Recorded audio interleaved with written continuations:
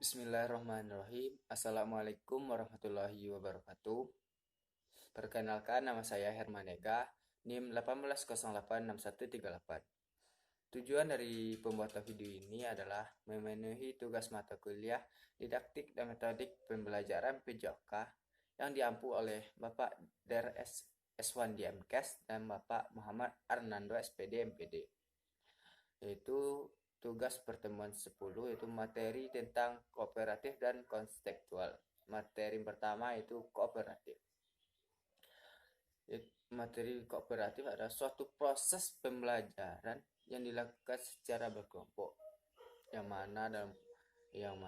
dimaksud adalah dalam proses pembelajaran ini disetting dalam kelompok-kelompok kecil. Dan setiap kelompok itu terdiri dari antara 4 sampai 5 orang, yang mana setiap kelompok itu terdapat berbagai jenis siswa atau tingkat kemampuan siswa, antara dari yang pandai, yang sedang, ataupun yang kurang pandai. Sehingga dalam kelompok tersebut terdapat kerjasama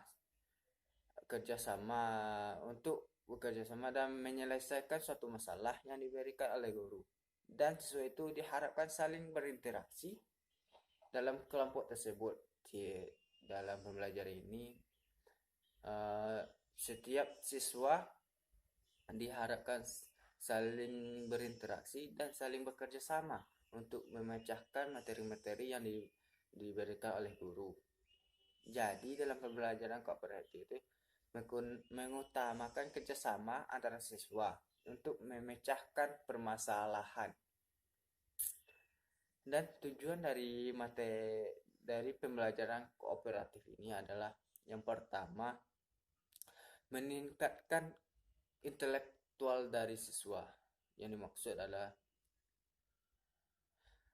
siswa itu memahami materi-materi sehingga itu paham dari materi tersebut dan sehingga dapat meningkatkan hasil akademik dari siswa tersebut. Contohnya siswa itu paham dari suatu materi dan materi itu dapat dijelaskan oleh siswa tersebut.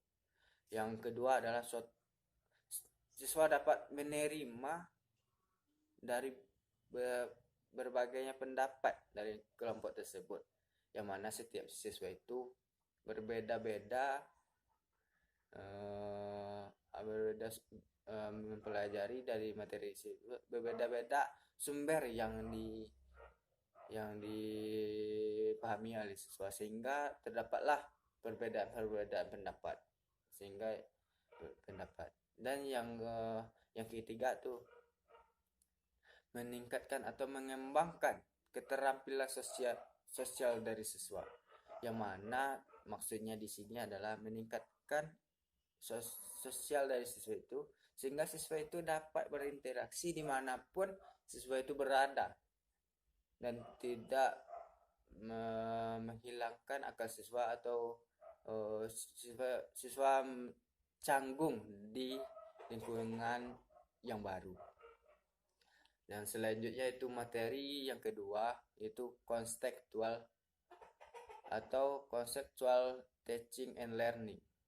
Itu proses pembelajaran yang mengkaitkan isi pembelajaran dengan situasi yang ada di sekitar, yang mana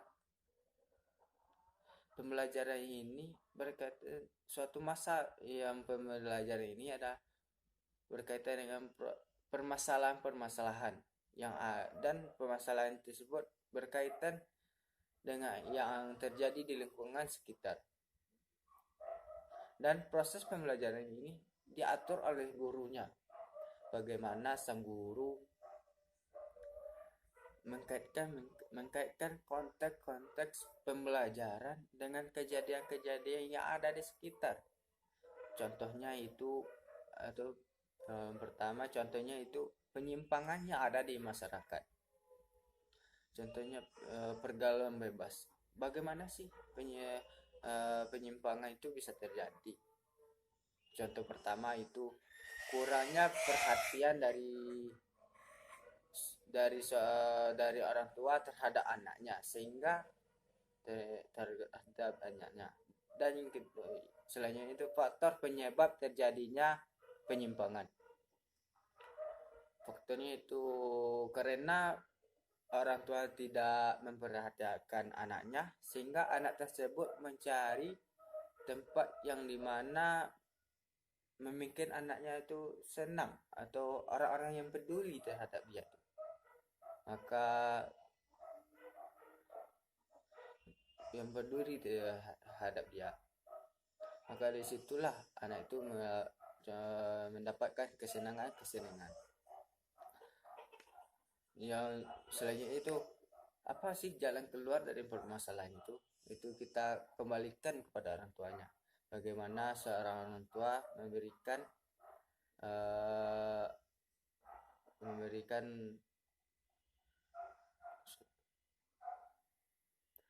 seorang orang tua itu memberikan pedulinya terhadap anaknya, tidak menelantarkan atau membiarkan anaknya apa yang dilakukan oleh anak terserah pada anak tersebut.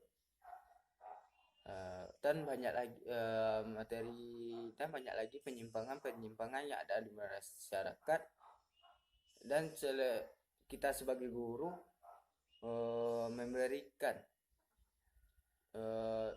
contoh dari dampak-dampak dari penyimpangan tersebut, sehingga siswa kita itu tidak terjerumus dalam penyimpangan yang ada di masyarakat. Contohnya pergaulan bebas, seks bebas, narkoba, dan lain sebagainya.